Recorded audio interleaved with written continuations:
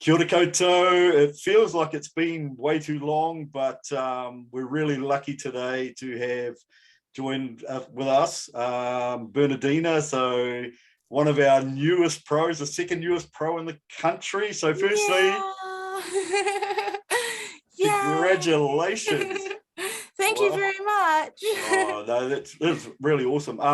And so we'll have a talk about Bernadina's training and her history and what it was like to win a pro card. But firstly, Mike, how's life down in Dunedin treating you during lockdown? I love lockdown, man. That's awesome. That's so good. Because being a government employee, I don't have to worry about getting paid.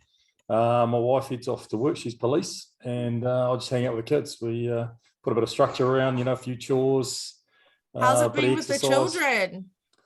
Look, after 4 or 5 days, it's starting to get a little bit monotonous, but I felt it was really important to put structure around our days. So we have, I got this big piece of wood and cut it into sections, did this last lockdown, and we drew chores and board games and exercise and screens and all that on there. And they get up in the morning and they take turns at putting them in order, so they get to decide what order things go in. So it gives them this illusion of choice, but every day has some chores and some exercise and some learning and stuff in it. So it creates a bit of structure. You were born to be a teacher, Mike. That's a little bit special parenting right there. My two loved little creatures are at their mums at the moment, and I was driving to do my groceries, and I was heading home, and I thought, man, I wonder what they're doing. They'll be driving them mad. And so I stopped at the second supermarket and bought a bunch of shit for them, a whole lot of food and stuff, and just dropped it on the front, out on the driveway. And I got a message afterwards saying, thank you for that. They're eating me out of house and home. And I thought, so for all those people with lockdown with their children, hey, you're doing a great job. And it's hard work. Yeah, fully. I mean, to be honest, for me, so far it's been pretty cool because I live in a little isolated beach town. So I walk on the beach in the morning, I see one or two people maybe, and it's really quiet. The most exciting thing that's happened this week is we had a visit by a police car checking that no one was out surfing. So, oh, wow. Yeah. So a little bit different on my area where it's actually completely crowded. Oh, wow. Everyone's been going out for walks today. I think there was maybe everyone's in groups. It's really hard to be 2 meters apart. And because I walk along St. Heliers, Kohimarama, around that kind of area, everyone's out there on their scooters and walking the dogs and things like that. So it's a little bit hard, but good for the children. How nice is it walking along Kohi and that at the moment? It's awesome. Really nice. I actually just came back from the second walk, so cool. Really good weather today. Yeah, man. Hey, people with real good message here. Hey, get out, see some sun. Don't get too housebound. I've just got Netflix and I'm on my 5th movie and started a second I'm finding series. with Netflix though, it's a little bit laggy. I'm not too sure if it's because everyone's using Netflix at the moment. Yeah, could be. Netflix has been just really laggy, and I'm cuts in my movies. Yeah, but anyway. Yeah, I've been watching way too much TV, but it's been really cool. But for people, do try and get out of the house, get some blue time, get out by the ocean if you can, get out in some green spaces. Yeah, really good for you. Keep yourself sane. So anyway, off the COVID topic, and we got a couple of shows in before things started looking dicey. And I was just thinking that. I was like, I don't know what I would have done if I was on prep and this was happening. Well, Mike, you want to give us your take on that? Oh, look, things are getting a bit testy around my place because Delane was prepping for the Pro-Am at the beginning of last year when the first COVID hit, and 12 days out, they cancelled the show. So it's like, quite often did some marathon running and stuff. So she decided to go again and get ready for the figure pro qualifier in Christchurch. So she's now 9 weeks in again, and that's sort of looking, is it going to go ahead? Are they going to just push everything back? She was always going to carry on doing nationals, but man, it's a long haul if they cancel Christchurch, and she's got to do sort of 20 weeks straight. And then into, but yeah, she's starting to stress a little bit. I think I had a friend, she's actually was 7 weeks up for the Waikato's for wellness. She texted me today saying that she's not doing it anymore. Yeah, it's a tough one, Mike. I can't say I've got no sympathy whatsoever because I've been dieting 13 months now. Wow. You needed to though, didn't you, buddy? I did, 100% I did. But like if the shows don't go ahead, there'll be shows later on. It is what it is. And the way I figure that, even if it's another couple of months, what's a couple of months when by that stage it'll be 15 months dieting, what's 17 months, whatever. Yeah. So we control what we can control, as I've been telling everyone, and let all the other stuff settle, and what will be, que sera, and all that. Yeah. Right, so we had the Body of Steel, and there were a lot of people talking about that going into it. Mateo's show, always a fantastic show, and he had the Wellness Pro Qualifier, and there was some fantastic physiques on stage, man. I was looking at it. It was a really good show, I would say. Yeah. It was very good. Yeah. I mean, I wasn't even surprised. Like, I knew it was going to be a really good show and a really hard show too. But yeah, that wellness division was stacked, man. I was like, it was very crap. good. But all that said, great standard. Congratulations to all the athletes that were there. They looked really good. However, when you walked out, you looked every bit like you were going to be our next pro. So congratulations. You did a fantastic job prepping. Thank you. Are you working with anyone prep-wise, or you do your own diet? So I do my own exercise and my own training and things like that. I do have my coach, who was Marjon Abelardo. He has been my coach, or my only coach that I've been with. I have never changed or been with anyone else. So he's someone that I've always stuck with since my first competition. Shout out to Marjon. Haven't seen him I've seen him for like 5-6+ years, long time. Way back. So his team, our whole team did really well. I think we all took home golds, so very good. Nice. 9 golds, I think, for that day. 9 golds. Just like the Olympics, eh? Awesome. No.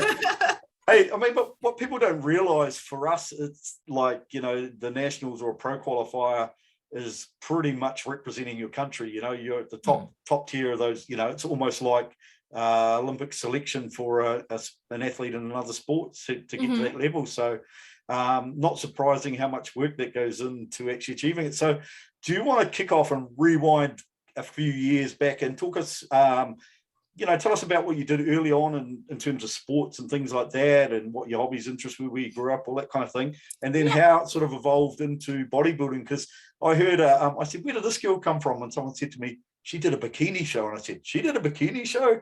And someone said, yeah. And she got told to do wellness. And I went, whoever told her that was a very, very wise person. She got wellness written all over her. So let's hear about the journey, eh?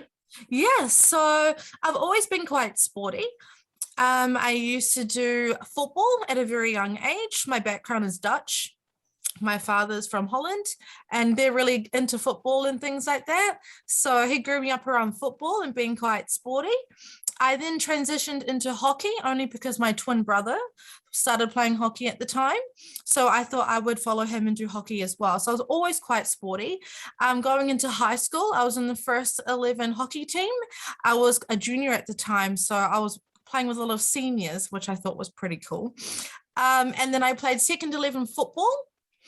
And then I got to year 12. My dad is quite a gym guy. He's actually the New Zealand's best power lifter, I think bench pressed, I believe, in New Zealand. So he's always been into the gym.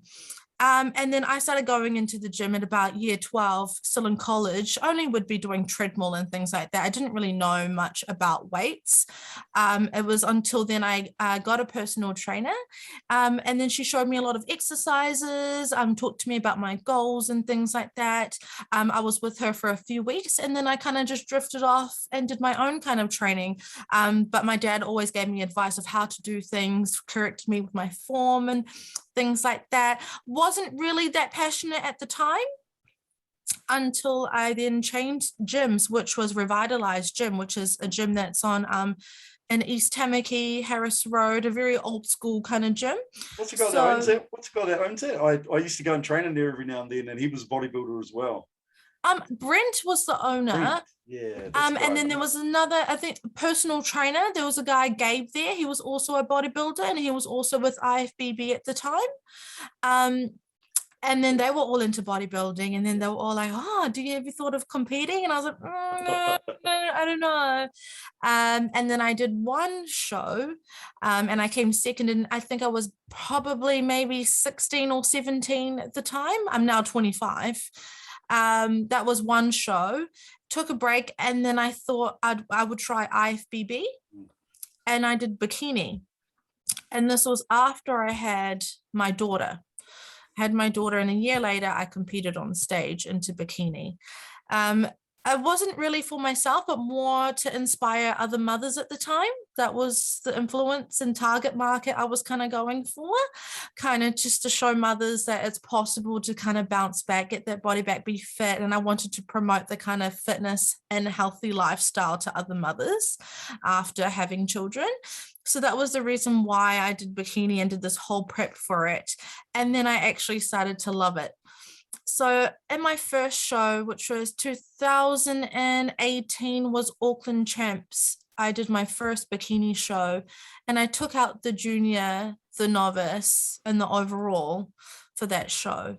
Nice. That's a good show. That Auckland show was always. It was very good, and I didn't know what to expect. And I was really new to the federation, had no idea, didn't know anyone else that was competing. I didn't know the judges at the time. I didn't know Mo at the time. I didn't know who any of these people were. I didn't know much about coaches and stuff, although I did have Marge on prep me for it. But even now I know more people because of the federation, but back then I didn't know anything. So it's I kind of just stepped on stage. Do you find when you step into that as a new person, because I haven't been on stage with the federation for probably nearly five years, and when I came back I went to the Auckland show and I was like, that's right. And you realize there's a whole world that just exists around bodybuilding. It's a different community. Yeah. Definitely. It's like a whole different community. Like I came out of nowhere, and then I was really happy that I won, but I didn't think it was such a big thing. Like I thought it was just a show, but I heard about IFBB being really good around the world and things like that. And I was like, wow, this is what it is. And after winning that show, my social media started to have a spike in followers, a spike in likes and things like that. And I didn't realize that's how many people were actually looking at this kind of stuff. And then I continued my prep after Auckland Champs, and it was 6 weeks until Nationals. So I thought I would just continue the prep and go into Nationals, and that was for the pro card for bikini. I did Nationals, and it was Claire Neuendorf, I think is her name. She got the pro card and I came second. And then I took a break from that show because I was actually quite disappointed. I don't know. I mean, I really shouldn't have because I am quite new, but I think when you have the expectations of winning, you do get that disappointment. So I was a bit disappointed, and I did leave for a while and just focused more on my daughter and life and things like that because I did 2 shows. I was pretty tired. And then I thought I would come back this year. I think everyone was wondering where I kind of disappeared to. So I thought I'd come back, and I did bikini again, which was in May. What show was that? And I think it was Auckland Champs again. That was in May. Yep. Did that one, and I got the worst placing. Oh no! So those are, but sometimes when you get one of those, like it's kind of like a huge fire under your ass to really ramp things up, because when things are going good, you can kind of cruise along and your own momentum and that. But when you get on stage and suddenly you're third or something, you're like, what happened there? And then you've got to go away and think about it and think you're either throw your toys or you. Yeah, exactly. I mean, I guess over the years since, my first show my second show being in 2018, I continued to train. So I was getting all this new muscle. So the package that I brought out for bikini, I would always compare myself to international pros. And I always would just look up to them, because I feel like, you know, if you want to look like a pro, you have to look like all the international. So I tried to bring a package that looked like international pros. But saying that, coming on the stage, I compared myself to all the other bikini girls, and they looked a lot more softer and a lot more like hourglass shaped and very bikini like, whereas I came out quite jacked. I think I had a bit pump in the shoulders and thing. I was like, wow. I was like, I don't know what's going on.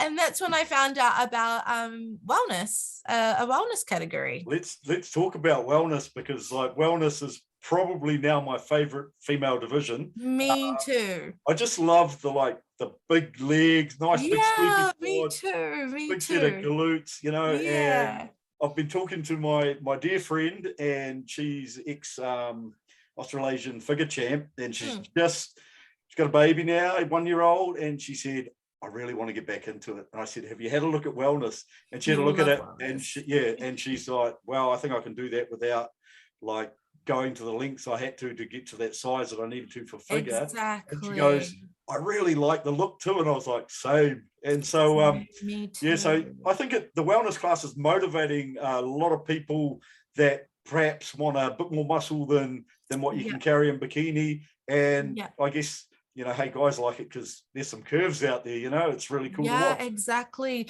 For both preps for bikini and wellness were very, very different. The prep for bikini was a lot more cardio. Yep. I even got to a point where I had to do a bit more cardio to try and lose muscle, to try get to the bikini look.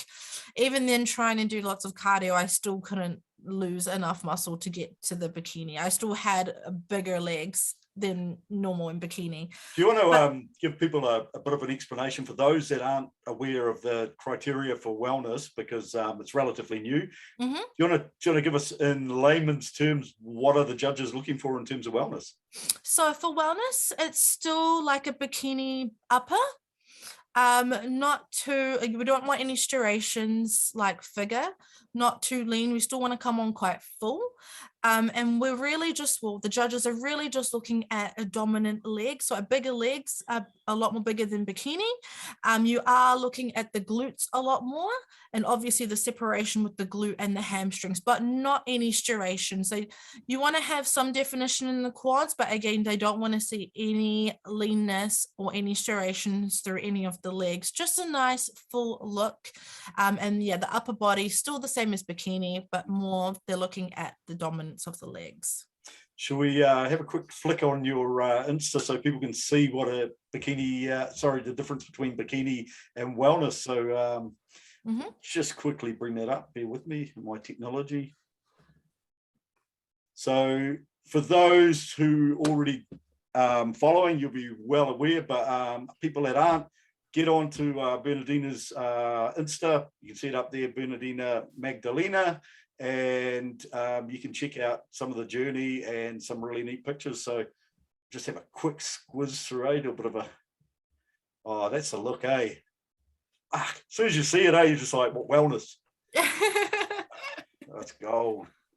Man, the Brazilians must really love wellness class, man, because like, you know, even their bikini girls tended to be quite, you know, big in the legs and that, and have that sort of shape. So I honestly thought if we were to go like international and we didn't have COVID and all the Brazilians came to New Zealand, I think we would be doomed. But oh yeah, that's a wow.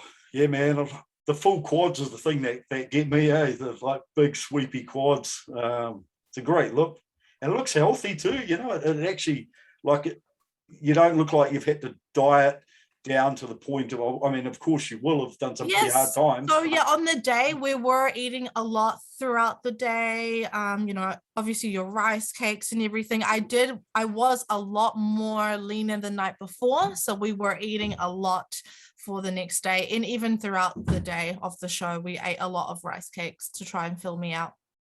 There's still a pretty nice delt and bicep there, You got a little bit of separation between. There's still some muscle there, That's good.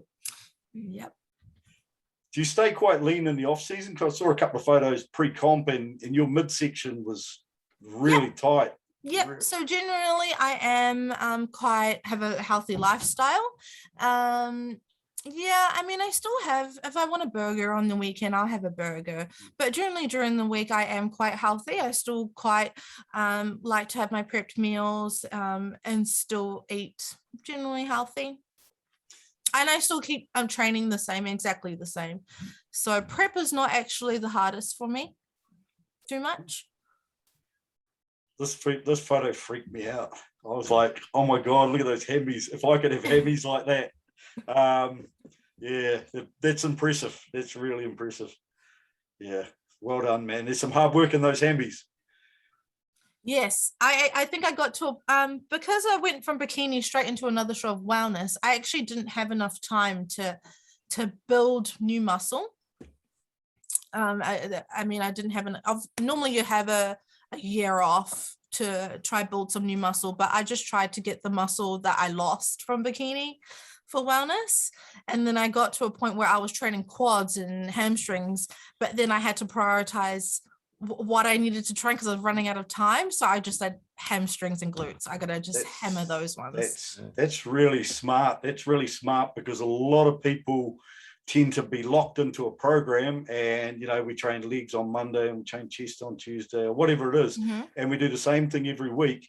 Yet if we had a good look at our physiques or our coaches, if you've got a good coach, they'll have a good look at your physique and say, well, actually what you need to work on is hammies. So what we're going to do is we're going to move some of the stuff around, and you're going to hit on your hammies twice a week. You're going to, so I did panic quite a bit actually, because I mean, I was stressing out not having enough time, and then I was actually very stupid.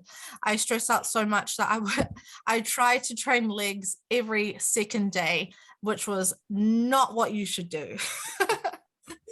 I was taking a lot more rest. I switched it up and I actually took a lot more rest days.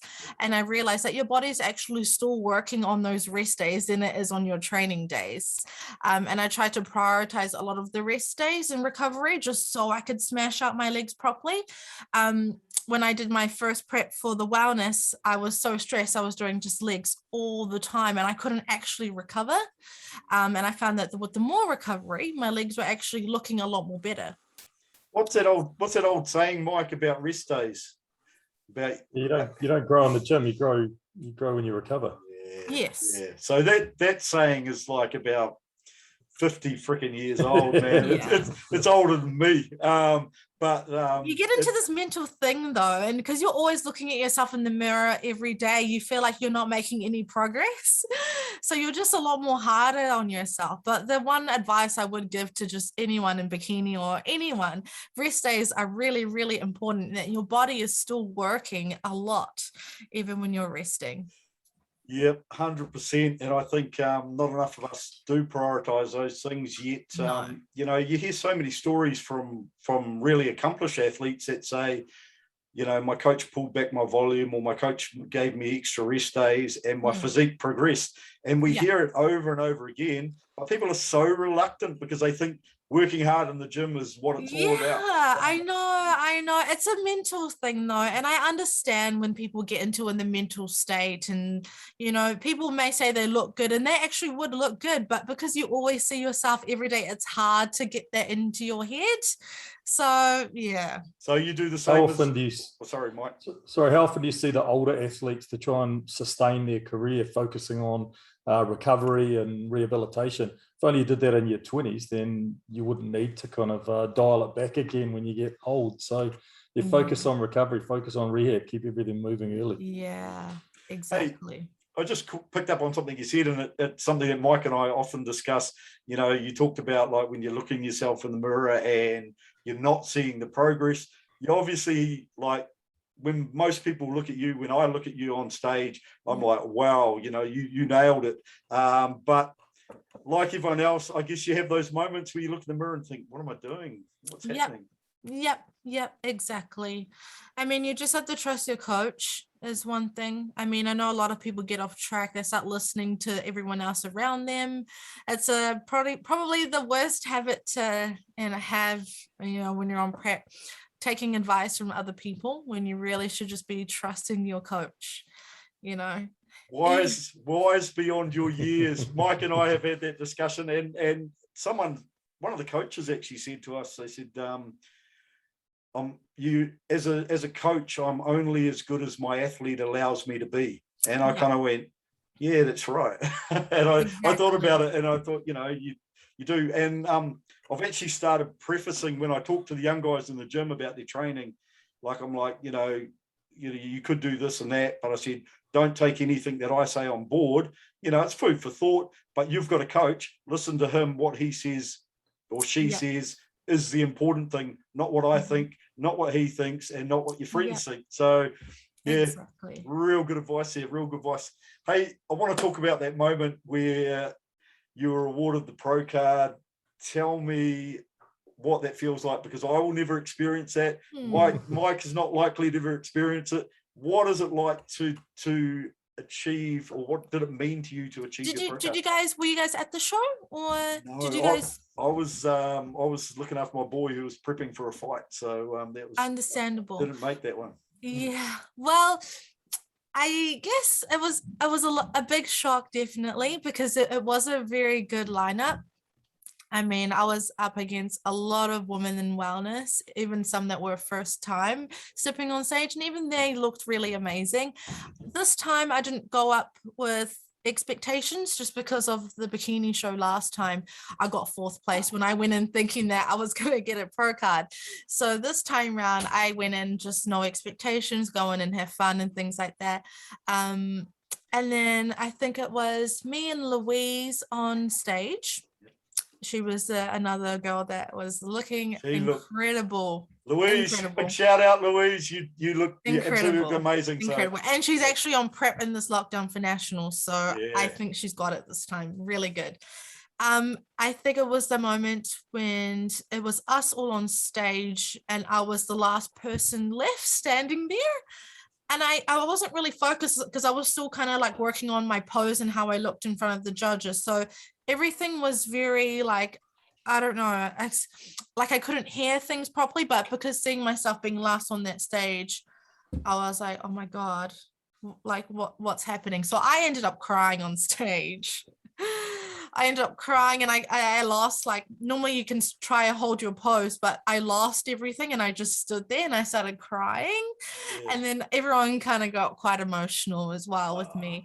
It was more just like a relief that I it's over. I mean, being a parent, it's very hard being on prep. Like I was looking after my daughter. I had to train at the really weird times. I had to train before she went to school in the morning. So it was a lot of work. And because I had to deal with like cooking 2 dinners, one for me and one for her, and then she's snacking. And so it was a very mentally hard for me during the prep. So when I actually got it, I was very happy, very emotional. I cried a lot. And even after getting the pro card, I actually went backstage. I didn't actually go out and see anyone. I took time for myself afterwards. I kind of felt like it was really hard and I felt like I didn't deserve it. But then at the same time, I felt like I did deserve it. Like I worked just as hard as much as everyone else did. But I think I know what it feels like not to win. So I wanted to just take time out by myself backstage and really just process everything that just happened. But everything was going so quick. Everyone was messaging me. Everyone was tagging me and things. And I was like, I can't even believe what just happened. So very happy. It took me a week and a half. I think my friends had to be like, how's it like being a pro? How's it like being a pro? And it was only until they kept saying that I was like, I'm actually a pro. Like, what do I do? Well, I honestly, I don't think there's probably anyone that's got a pro card that's worked hard for it that wouldn't have cried on stage. Like guys included, all the boys, they'll be tearing up 100%. So I think that was a pretty cool reaction because it kind of shows, like how much you actually wanted it and how much you actually worked for it. And to see that recognition in front of all those people would be quite a surreal moment, I would imagine. And like you say, you kind of went backstage and just had to kind of try and take stock of what the fuck just happened there. Wow. It was just more so, I just came from a bikini prep itself. And then I just had the weekend just to like eat a burger. And then it was like, boom, straight into another prep. So I felt like it was just this never-ending prep. Like I was extremely tired, extremely tired from doing 2 preps. So when I got it, I was just like, oh my God, my hard work's just finally paid off. Like I was very, very, very happy in that moment. Wow, that's really cool. What a moment. That's cool. And now that it's sunk in, and the realities of you're an IFBB pro, you've now moved from the top of the food chain to got to, you know, put in time, get people to recognize who you are, compete, campaign, do all those things. That's kind of a big, wide, vast, you know, space that you probably never had to consider before. So what's the game plan? Have you had time to get your head around that? Or I definitely want to compete in wellness. I do think I need to put on more size. Like I said before, I didn't have enough time to have an off season. So I didn't have any time to grow any new muscle. So definitely would take an off season, or unless there's another pro card coming from wellness and there end up being a pro show in New Zealand, that I'd jump on and do that. But in the meantime, I'm still on a diet. So I'm prep and things like that, just eating a lot more calories. Still training, not at the moment as much, but still training and hoping to grow some more size and hopefully use my pro card and do a pro show in Australia. Cool. Or a pro show wherever they want to take me, whether it be America. Definitely would love to go there. I don't know if I could go against the wellness skills there, but hopefully I can. Gotta give it a go, man. Gotta give it a go. Hey, the new wellness pro over in Aussie, Danny, is it Danny? I can't remember. She's got a Greek name, but I've been following her and watching her off season, and her off season looks as much fun as ours. She's moving some really big weights. She's got these huge legs, these massive legs, and I'm like, wow, that's what off season's all about, you know? Yeah. I mean, I don't know if you follow Yarishna on Instagram. She's the pro wellness. Yep. And oh my gosh, she is. I think she's about 7 weeks out and she's looking really, really good, like really dense, hard legs. Very good. That's who I look up to anyway. Yeah, because this Olympia is going to be probably, you know, like, because every year wellness is obviously going to grow. So this year will be the most competitive year in wellness history, as probably will next couple of years. But it's going to be interesting because it's kind of like you haven't really got the established group of elite pros here yet. So there's going to be a lot of people that have the opportunity to forge a career I still think they're also trying to figure out what wellness is, because there's a lot of discussion as to a lot of women thinking that it is just big glutes and big legs, but some say that it's actually not so much of the size, more of the whole package of symmetry and things like that. So they're still trying to have this discussion of what they're really looking for wellness. I mean, I guess we'll tell when it comes to Olympia, and then we'll see all the pros there and see what they're really looking for. But it's so new. It's really interesting to see all these different physiques come up. That's probably a really good reason, other than just enjoying watching the Olympia, but for yourself, is to watch, you know, who are the top 3, and why have the judges gone for them as the top 3, and what is it? So it will sort of set the direction for the next 12 months anyway, as to, you know, and you'll probably need to chop and change training around to achieve whatever they're looking for. Yep, definitely a lot more leg days, a lot more hack squats going in. Yeah. Oh, that's cool. You guys get to do all the good stuff too. So that's really cool. Hey, Mike, you got any questions? I was thinking my questions tend to be around training tend to be fairly leading, so I thought I'd leave it a bit more open. If you do you have any kind of particular philosophy that you subscribe to with respect to training? I mean, I have a mixture of sort of Dorian Yates high intensity with progressive overload, and potentially, is there anything that you think makes your training special, or something that you'd like to share with people? Like, for example, I'm very prescriptive with what I do, and I think that's an important part of it. So just, you know, training, diet, prep, is there anything that kind of sets your diet training apart, or that you think's special? I mean, I'm a lot of mind muscle connection. I always try to get people to practice that. I think that's really important, mind muscle connection. I work really well with that. In terms of my leg days, I always have a split leg days. Just because I don't have enough time in the gym, obviously being quite busy and things like that. So I do split leg days. One would be for quad focus, and then the others would be glutes and hamstring and calves. So I would do that, not obviously back to back, but I'll do quads and then maybe an upper body the following day, and then I'll do hamstrings and glutes the day after. I generally start with hamstrings to get that activated. I don't know if a lot of people start with hamstrings, but I tend to start, on hamstring workouts first. I just find that when I do hamstring or isolation workouts at the end, or more for hamstrings isolation workouts, I'm quite fatigued already at that point. So I do my hamstrings first, and then I'll do like a hack squat. I don't do squats, actually. That's one thing I don't normally do. I find that with squats, I get wider hips, but that's probably because of my form. That my hips tend to grow a little bit wider. Other than that, I'll do a hack squat, and then I'll just bang out isolation workouts for me. I really focus on my hamstrings and the glute, and obviously the sweep with the separation with the glute and the hamstrings. So I do a lot of isolation workouts. I wouldn't say it's anything different from other people. And generally with my leg days, I don't do cardio. Because I want to really focus on my leg days. I don't want to burn all the energy in the morning and then not really have any energy for my leg workout. That's probably another thing. What is your preferred form of cardio? Are you spending a lot of time on the stepper or?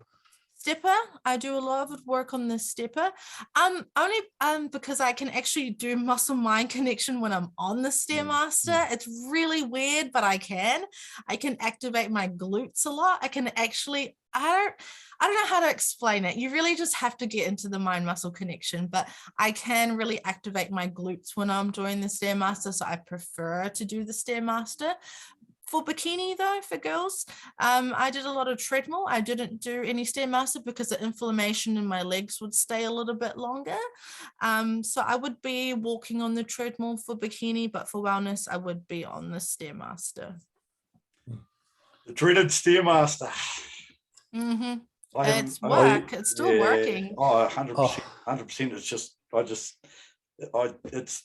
it's the burpees of exercises for me. I just like. It is. Yep, it's a killer. I've realised why we hate it so much though, Nate, because I watch the people at the gym do it, and they're doing like a tricep dip, holding themselves up on their triceps, so their legs are kind of, their heart rate's relatively low. When I get on there, it's like I'm actually walking up some stairs, and my heart rate's 140, 150, 160. I find that even with the, how you can do how fast it goes, I feel like the lower it is and you're actually just taking your time and walking on the Stairmaster, I feel like you burn a lot more calories than as you would holding it and trying to sprint through it. I feel like the less you do, the more you get, if that makes sense. I don't know. I feel like a steady walk is a lot more better than holding on to it and trying to sprint through it. And better for that mind-muscle connection too. Yeah, exactly. It's real important for those that don't understand mind-muscle connection. Honestly, throw some time into it, do some research. If you can't feel a muscle when you're working it, hey. Sorry. That's all good. How are you? Good to see you. This is my little girl. Gorgeous. You're on TV with Mum. Awesome. Yeah, this is TV, Mummy's TV. So for those that don't understand it, like spend some time, research it. If you can't feel a muscle, you're probably not working it very well. I know, even for myself, after many, many years, I find it really hard to feel my lats, and I have to sit there and really force myself to think about it. And look, if you're training with a training partner, you can't feel something, just get them to touch it, so you can really activate, because you just get so much more out of your workout. It's just so much more efficient. So real good point there. Hey, right, we aren't going to spend too much more time, but there's a couple of things we always do. So first and foremost, is there anything from a business perspective that you're doing that people out there might be interested in? Personal training. So Uh, how do people get hold of you? Because that's our I mean, I haven't promoted it yet, just because I've been really busy with everything else. Because I'm doing F45 at the moment. Yep. So I was doing F45 group classes, which I'm pretty happy with. I mean, it was a morning thing, get to spend the day with my daughter, so that was working out. So I'm trying to get into like a plan of how I want to do personal training. I did use the wellness comp to kind of bring traffic in for me. That was supposed to link up to my personal training, but I have not promoted it yet. I have been asked a lot of questions whether I do coaching for bodybuilding, but I don't really want to go into that yet unless I know a lot of pros, they all of a sudden nutritionists or all of a sudden are coaches, but I feel like I do want to really learn a bit more about that before I start coaching other people. A really good coach once said to me, the best place for a coach to start is PTing, because often, you know, like the step to being an online coach and covering a whole bunch of things is pretty big. But starting off personal training, you can kind of focus on the training side of it and slowly expand into it. But there's a million people out there that need help in the gym and training, etc. So if anyone's in Auckland and they want to get hold of you, is it best just to hit you through your Insta? Yep, Instagram, definitely. Through Instagram, that's probably best place to contact me on is Instagram. I won't do anything nutrition just because I'm not a nutritionist. I mean, I could give dietary advice, but I won't do any nutrition plans just because I don't know too much about it. I know how my body works, but I won't give advice to other people.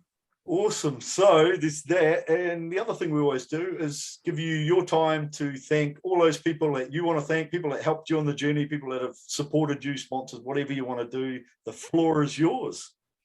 All right. So I do want to thank, I guess, you guys for having me on the podcast today to talk about my journey. My coach, Marjan Evelado. I mean, he's been coaching me for years. So again, thanks, Marjan, for all your help. And also checking up on me after the show, calling how I am and how I'm feeling and things like that. He's always really good with that.